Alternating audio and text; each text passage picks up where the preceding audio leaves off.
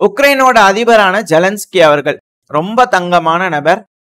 உக்ரைன்ல இருந்து இப்ப ரஷ்யாவோட கர்ஸ்க் ஒப்லாஸ்ட கொடையறாங்க இல்லையா? சோ அப்படி கொடைஞ்சு உள்ள போகும்போது அங்க இருக்கக்கூடிய மக்கள்லாம் பத்திரமா மீட் எடுத்து கொடுக்குறாரு. ஆனா ரஷ்ய அதிபர் இருக்கிறாங்க இல்லையா, புட்டின் அவர்கள், அவங்க மக்கள் மேலேயே குண்டுகளை போட்டு கொல்றாங்க அப்படிங்கிறது போல கருத்துக்கள்லாம் இருக்கு. ஆனா உண்மை என்ன அப்படிங்கறத நம்ம பார்க்கணும் இல்லையா? இப்ப சைடுல ஒரு வீடியோ பதிவு லோட் ஆயிருக்கும். இந்த பதிவுல ஒரு வயசான நபர் ரஷ்யன் இந்த கர்ஸ்க் பகுதியில வந்து பாத்தீங்கன்னா நடந்து போயிட்டு இருக்கிறாரு. ஸோ நடந்து போயிட்டு இருக்கும்போது ஜெர்மனோட நாசி படை யூனிஃபார்ம் போட்டு ஹெல்மெட் முதற்கொண்டு எல்லாமே போட்டுட்டு அதே போல போட்டுட்டு இந்த வேர்ல்டு வார் 2 டைம்ல அந்த ட்ரெஸ்ஸை போட்டு உக்ரைனியன்ஸ் வந்து பாத்தீங்கன்னா அந்த வயசான நபரை வந்து வம்பிழுத்துக்கிறாங்க. ஸோ அப்படி வம்பிழுத்தது வந்து வீடியோ பிடிச்சி வேற இணையத்துல போட்டுக்கிறாங்க. இப்போ ரஷ்ய தரப்புல கடுமையான கொந்தளிப்பு. ஸோ இதனால அந்த 2 மண்டைகளுக்கு வந்து $5 மில்லியன், ஒரு நபருக்கு $5 மில்லியன் கிட்ட தொகை, பரிசு தொகை அறிவிக்கப்பட்டிருக்கு. புடிச்சு கொடுத்தீங்க அப்படின்னா பணக்காரர்கள் ஆயிரலாம் அப்படிங்கிறது போல ரஷ்ய தரப்புல பெரும் அளவுல பரவிட்டு இருக்குது. எல்லாரும் இந்த 2 மண்டைகளுக்கு குறி வச்சுக்கிட்டு இருக்கிறாங்க. அது மட்டும் இல்ல, இப்ப இன்னொரு வீடியோ பதிவுகளோட இருக்கும். இந்த வீடியோ பதிவுல ஒரு ரஷ்யன் இவாக்குவேட் பண்ணி போயிட்டு இருக்கிறாங்க. அப்படி போயிட்டு இருக்கும்போது அவங்கள வரிமறைச்சு வழிப்பறி பண்ணிட்டு போயிருக்கிறாங்க. இதுக்கான வீடியோ பதிவுகள் வந்திருக்கு. இது வந்து பாத்தீங்கன்னா எல்லாரும் என்ன சொல்றாங்கன்னா, காமனா ஒரு விஷயம் புரிஞ்சுக்கணும். எந்த ஒரு பதிவா இருந்தாலும் ப்ளூ கலர்ல கையில போட்டிருக்காங்க, ஹெல்மெட்ல இதெல்லாம் சுத்திருப்பாங்க. ப்ளூ கலர் டேப் மாதிரி கையில எல்லாம் போட்டிருப்பாங்க. இவங்க எல்லாருமே உக்ரைனியன்ஸ். ப்ளூ டீம்ங்கிறது உக்ரைனியன்ஸ். ரெட் கலர்ல இதே போல ரஷ்யன்ஸ் போட்டிருப்பாங்க. ஸோ ரெட் கலர்ல போட்டிருக்காங்க அப்படின்னா அவங்க எல்லாருமே ரஷ்யன்ஸ். ஸோ இதை வச்சு நம்மளால ஈஸியா கண்டுபிடிச்சிக்க முடியும். ஆனா சில நபர்கள் இந்த வீடியோ பதிவை எடுத்து ரீட்வீட் எப்படி போடுறாங்க அப்படின்னா, இது ரஷ்யன் இப்படி பண்றாங்க, அவங்க மக்கள் கிட்ட இருந்தே கொள்ளையடிக்கிறாங்க அப்படிங்கிறது போல. சரி, இதெல்லாம் கூட விட்டுருங்க. இப்போ இந்த சுஜா பகுதியில வந்து உக்ரைனோட வீரர்கள் உள்ள ஊடுருவி இருப்பாங்க இல்லையா? ஸோ அப்படி ஊடுருவனவங்க அங்க இருக்கக்கூடிய கிராசரி ஸ்டோர்ல எல்லாம் போய் என்ன பண்ணிட்டு இருக்காங்க அப்படிங்கிற சைட்ல வீடியோ பதிவுகள் வந்திருக்கும். இப்ப இந்த பகுதி வந்து பாத்தீங்கன்னா சப்ளைஸ்க்கெல்லாம் நல்லா இருக்கு, எல்லாமே இருக்கு அப்படிங்கிறதுக்காக அதிகமான வேலைகள் இது போல விஷயங்களை ஈடுபட்டு இருக்காங்க உக்ரைனியன்ஸ். இப்ப என்ன நினைச்சிட்டாங்கன்னா, ரஷ்யா டெரிட்டரிக்குள்ள குண்டு போட மாட்டாங்க அப்படிங்கிறதுக்காக இந்த கர்ஸ்க் பகுதி, அதுவும் குறிப்பா இந்த சுதா பகுதியில இருக்கக்கூடிய ஒரு யூனிவர்சிட்டி, அந்த யூனிவர்சிட்டிக்குள்ள போய் பூந்துடலாம், அவங்க காலேஜ் அவங்க அடிப்பாங்களா அப்படிங்கிறதுக்காக உள்ள போய் பூந்துருக்காங்க. பயங்கரமான நபர்கள், உக்ரைனோட ராணுவ வீரர்கள் அங்க போய் அசம்பிள் ஆயிருக்காங்க. நல்லா எல்லாம் பண்ணி சாப்பிட்டு எல்லாம் ஜாலியா இருக்கலாம் அப்படிங்கிறதுக்காக போயிருக்காங்க. இந்தா வச்சுக்கோ 1500 ஃபேப் அப்படிங்கிறது போல அந்த இடத்துல போட்டிருக்காங்க. அந்த பில்டிங்கே சுக்குநூறு ஆயிடுச்சு அப்படிங்கிற சொல்லப்பட்டு வருது. ரஷ்யன்ஸ் கொஞ்சம் கூட டாலரேட் பண்ணிக்கிறதுக்கு சான்ஸே இல்லை இந்த பகுதியில, அதுவும் கோஸ்க் பகுதியில. ஏன் அப்படின்னா அவங்க போட்டிருக்கிறது வெறுப்பேற்றணுன்றதுக்காகவே ரஷ்யன்ஸ் அந்த வெறுப்பேற்றணுன்றதுக்காக இந்த சிம்பிள் வச்ச ஹெல்மெட் போடுறது, ரெண்டாவது அது போல ட்ரெஸ்ஸுகளை போடுறது அப்படிங்கிறது போல ரொம்ப கோவப்படுத்தி ஏதோ ஒரு தப்பான முடிவுகள் எடுக்க வைக்கணும் அப்படிங்கிறது போல யோசிச்சிருக்காங்க. பட் ஆனா இந்த கர்ஸ்க் பகுதியில என்ன நடந்திருக்குன்னா, இந்த போரோட தொடக்கத்துல இனிஷியல்ல ஒரு விஷயம் நடந்தது. அதை நான் உங்களுக்கு சொல்லணும் அப்படிங்கிறது போல நினைக்கிறேன். இந்த ரஷ்யன்ஸ் வந்து ஊடுருவி ரொம்ப தூரம் அந்த கீவியோ சுத்தி வளைக்கிற மாதிரி போயிருந்தாங்க. அப்படி போகும்போது முழுவதும் அவங்க கட்டுப்பாட்டுக்குள்ள வந்துருச்சு அப்படிங்கிறதுக்கு அர்த்தம் கிடையாது. அந்த உக்ரைனோட பகுதிகள் எல்லாமே இப்ப நம்ம மேப்ல நான் உங்களுக்கு அது காட்டுறேன், எப்படி போய் ரஷ்யன் சுத்தி வளைச்சிருக்காங்க அப்படிங்கிறது போல. சோ மேப்ல இந்த பச்சை கலர்ல இருந்திருக்கு இல்லையா, இது எல்லாமே ரஷ்யன்ஸ் ஊடுருவி வந்து உக்ரைனோட பகுதிகளை அவங்க கட்டுப்பாட்டுக்குள்ள எடுத்து வச்சிருந்தாங்க. சோ இந்த பகுதியில பார்க்கும்போது தெரியும் எந்த அளவுக்கு வந்து ஊடுருவி வந்திருக்கிறாங்க அப்படிங்கிறது போல. சோ இந்த ஒரு காரணத்தினால இங்க இருக்கக்கூடிய எல்லா பகுதிகளும் அவங்க கட்டுப்பாட்டுக்குள்ள இருந்துச்சு அப்படின்னு கேட்டீங்கன்னா கிடையாது. அந்த மாதிரிலாம் எதுவும் இல்ல. அதாவது அந்த வழி பாதை, ரெண்டாவது அங்க அவங்களுக்கு வேணுங்கிற சப்ளைஸ் கொண்டு வரதுக்கு சில முக்கியமான ஜங்ஷன்ஸ், இது எல்லாம் தான் அவங்க கட்டுப்பாட்டுக்குள்ள வச்சிருந்தாங்க. கீவை போய் ஃபுல்லா புடிச்சுக்கலாம், அதுக்கப்புறம் முடிஞ்சிச்சு அப்படிங்கிறது போலதான் அவங்க எண்ணம் இருந்தது. இனிஷியலா பிரதானமா இருந்தது. அதனால கீவை நோக்கி ஒரு பெரும்படையா உள்ள அனுப்பியிருந்தாங்க. இப்ப அதே போலதான் உக்ரைனியன்ஸ் இப்போ இந்த கர்ஸ்க் பகுதிக்குள்ள உள்ள ஊடுருவி இருக்கிறாங்க. அப்படி ஊடுருவி வரும்போது ரஷ்யன்ஸ் கொஞ்சம் உள்ள பின்வாங்கி மறைஞ்சிருந்திருக்கிறாங்க. உக்ரைனியன்ஸ் வர வர எல்லாத்தையும் சபட்டாஜ் ஆபரேஷன் மாதிரி பதுங்கி இருந்து தாக்குதல் பண்றது, இது போல வேலைகள் எப்படி உக்ரைனியன்ஸ் இதுக்கு முன்னாடி செஞ்சாங்களோ, இந்த பதிவெல்லாம் முன்னாடி இருந்திருக்கும். எனக்கு கிடைச்சிச்சுன்னா அதெல்லாம் காட்டுறேன், இல்லை நீங்களே தேடி பார்த்தீங்கன்னாலே தெரியும். ரஷ்யன் கான்வாய் போயிட்டு இருக்கோம். ரொம்ப தூரம் பின்னாடி இருந்து வந்து பாத்தீங்கன்னா கொஞ்சம் பக்கத்துல பின்னாடி இருந்து ஒரே ஒரு உக்ரைனோட ட்ராங்க் அங்க பின்வாங்கி போயிட்டு இருக்கக்கூடிய ரஷ்யர்களை வந்து அடிக்கும். ஸோ அந்த டைம்ல அங்க இருக்கக்கூடிய ரஷ்யன்ஸ் ஏடிஜிஎம் வச்சு எய்ம் பார்த்துட்டு இருப்பாங்க, இந்த இடத்துல இருக்குமா அந்த இடத்துல இருக்குமான்னு சொல்லிட்டு. பட் ஆனா வேற ஒரு பகுதியிலிருந்து மறைஞ்சிருந்து அடிப்பாங்க. அது போல வேலைகள் தான் இப்ப இந்த கர்ஸ்க் பகுதியில் நடக்குதே தவிர ஃபுல்லா உள்ள வந்து எல்லா பதிவு எடுத்துட்டாங்கன்னா அப்படிலாம் எதுவுமே கிடையாது. இந்த மாசத்தோட கடைசி வரைக்கும் உக்ரைனியன்ஸ் இந்த கர்ஸ்க் பகுதி பிடிச்சிருக்கிறேன்றாங்களா 1500 ஸ்கொயர் கிலோமீட்டர், இது உக்ரைனோட கமாண்டர் இன் சீஃபான சிரிஸ்கி அவர்கள் சொன்னதுங்க. நம்மளா சொல்லல, ரஷ்யா தரப்பு சொல்றதெல்லாம் நம்ம கேட்கல.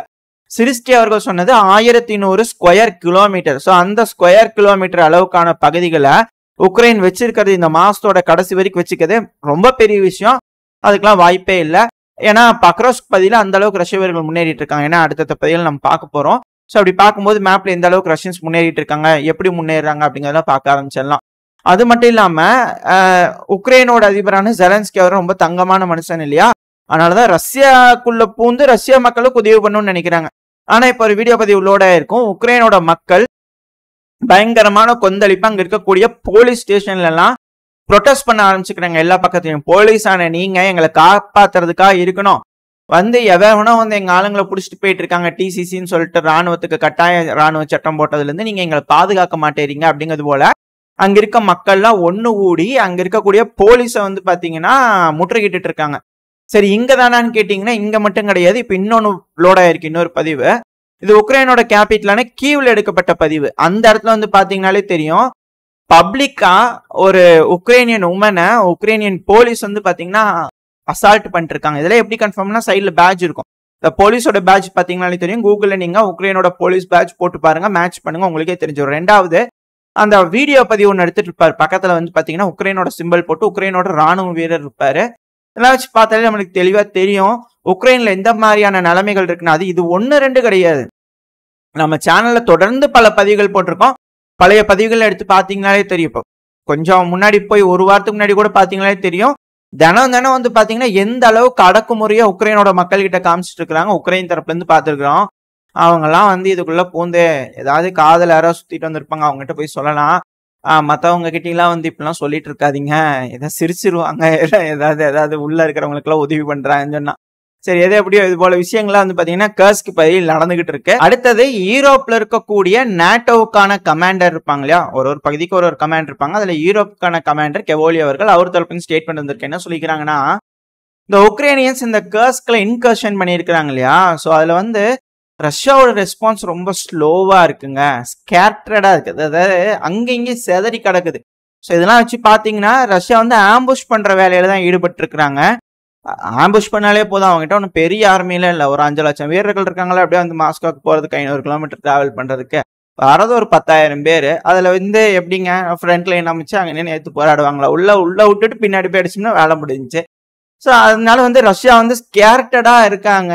அது மட்டும் இல்லாம ரஷ்யாலே சண்டை நடக்குதுங்க. இதுக்கு யார் பொறுப்பு, என்ன செய்யறாங்க அப்படிங்கிறதுக்கான சண்டை நடந்துகிட்டு இருக்குதுங்க அப்படிங்கிற சொல்லப்பட்டு வருது. அவரு தரப்புல இருந்து அதோட ஸ்டேட்மெண்ட்ஸ் வந்திருக்கு. ஸோ இதை வச்சு பார்க்கும்போது ரஷ்யா ஸ்கேட்டர்டா இருக்கிறாங்க, அங்கே இங்கேயும் பதுங்கி இருந்து அடிக்கிறாங்க அப்படிங்கிறது நம்மளால புரிஞ்சுக்க முடியுது. இப்ப அடுத்தது இங்க இருக்க இவர் தரப்புல இருந்து இப்படி ஸ்டேட்மெண்ட் வந்துருச்சா, அடுத்தது அமெரிக்காவோட அபிஷியல்ஸ் தரப்புல பாத்தீங்கன்னா இந்த அட்டாகம்ஸ் மிசைல், அதாவது ATACMS சொல்லுவாங்க இல்லையா, ஸோ அந்த அட்டாகம்ஸ் மிசைல கர்ஸ்க் பகுதியில் பயன்படுத்துறதுக்கு திரும்ப ஒத்துக்கல அப்படிங்கிறது போல அமெரிக்காவோட மீடியாக்கள்ல இருந்து செய்திகள் வருது. இதுக்கான காரணம் என்னன்னா, எஸ்கலேட் ஆயிரும் அப்படிங்கிறது கிடையாதுங்க, கம்மியான சப்ளைஸ் இருக்கிறதுனால. அதனால இந்த கர்ஸ்க் பகுதியில பயன்படுத்தணும்னு நினைக்கிறத விட்டுட்டு கிரீமியா பகுதியில ஏதாவது ட்ரை பண்ணுங்க அப்படிங்கிறது போல அமெரிக்கா தரப்புல சொல்ல. சரி, அதை செஞ்சு பார்த்துடலாமா அப்படிங்கிறது போல உக்ரைன் தரப்புல இருந்து 15ஆம் தேதி நைட்டு 16ஆம் தேதி அதிகாலை ஆகஸ்ட் மாசம் ட்ரை பண்ணிக்கிறாங்க. அதாவது இன்னைக்கு காத்தால ட்ரை பண்ணிக்கிறாங்க. உக்ரைன் தரப்புல இருந்து அட்டாகம்ஸ் மிசைலை யூஸ் பண்ணி கிரீமியாவோட கிரெச் பிரிட்ஜ்ல தாக்குதல் பண்ணிடலாம். அந்த ரஷ்யாவுக்கு கிரீமியாக்கும் நடுவில் இருக்கக்கூடிய கிரெச் பிரிட்ஜை தாக்கிடலாமா அப்படிங்கிற ட்ரை பண்ணிக்கிறாங்க. அதுவும் மொத்தம் 12 மிசைலை பயன்படுத்தி தாக்குதலுக்காக யூஸ் பண்ணிக்கிறாங்க. பட் ஆனா எல்லாத்தையும் தடுத்து நிறுத்திட்டோம் அப்படின்னு ரஷ்ய தரப்பு சொல்றாங்க. ஆனா அதுக்கான ஆதாரங்கள் எதுவும் தரலீங்களே அப்படிங்கிறதோட சொல்லப்பட்டு வருது. ஆனா கிரீமியாக்குள்ள எக்ஸ்ப்ளோஷன் கேட்டுதான் சொல்லப்பட்டு வருது. எந்த பகுதி அப்படிங்கிறது தெரியல. தெளிவா தெரிஞ்சதுன்னா அடுத்த பதிவுல எந்த பகுதியில நடந்துச்சு அப்படிங்கிறது பார்க்கலாம். ஆனா கிரீமியாக்குள்ள தாக்குதல் நடந்திருக்கு, சில ட்ரோன் தாக்குதல் நடந்திருக்கு அப்படிங்கிறது போல தகவல்கள் வந்துகிட்டு இருக்கு. சோ ஓரளவுக்கு உண்மைகள் என்ன இந்த பகுதியில அப்படிங்கறது பார்த்திருப்போம். இதெல்லாம் வச்சு பார்க்கும்போது ஒரே ஒரு சின்ன கேள்விதாங்க வருது. உக்ரைன் கிட்ட கட்ஸ் இருக்கு, ரஷ்யாக்குள்ளேயே இன்வேட் ஆகுறாங்க. World War II அப்புறம் ரஷ்யாக்குள்ள இன்வேட் ஆகக்கூடிய ஒரே நாடு உக்ரைன் தான். அந்த அளவுக்கு கட்ஸ் இருக்கு, அந்த அளவுக்கு சூப்பர் ஹியூமன்ஸ் தான் உக்ரைன். ஆனா உக்ரைனுக்கு உதவி பண்றேன்னு சொல்லிட்டு எல்லா டீலும் போடுறீங்களே, ஆயுதங்கள் கொடுக்குறீங்களே, தங்கு தடையெல்லாம் பயன்படுறது கொடுங்க, அப்பதான் உக்ரைனால ஏதாவது செய்ய முடியும், அது ஏன் தடுக்கிறீங்க அப்படின்ற கேள்விகளும் மாத்திரமும் உக்ரைனோட மக்கள் கிட்ட இருந்தே அதிகமாக வரும். அது இந்த மேற்குலக நாடுகள் உக்ரைனோட முதுகுல குத்துறாங்களா அப்படின்ற கேள்விகள் வருது. அது பார்க்கும் போதே தெரியுது. பட் இதுக்கான பதில் உக்ரைனோட மக்கள் எதிர்காலத்துக்கு மேற்குலக நாடுகளுக்கு உணர்த்துவார்கள் அப்படிங்கிறத மாற்று கருத்து இல்லை. அப்படி சொல்லிட்டு இதோட இந்த பதிவை நான் முடிச்சுக்கலாம். இந்த பதிவு எப்படின்னு உங்களுக்கு பிடிச்சிருக்கா? பிடிச்சிருந்தா லைக் பண்ணிட்டு உங்க ஃப்ரெண்ட்ஸ் அண்ட் ஃபேமிலியோட ஷேர் பண்ணிக்கோங்க. அது கூடவே மறக்காம இந்த பதிவு பத்தின உங்களோட கருத்துக்களை கமெண்ட் செக்ஷன்ல சொல்லுங்க. இந்த பதிவு நல்லா இருக்குன்ற நம்பிக்கையில் அடுத்த பதிவில் உங்களை சந்திக்கிறேன். அது வரைக்கும் ஸ்டே சேஃப். பாய்.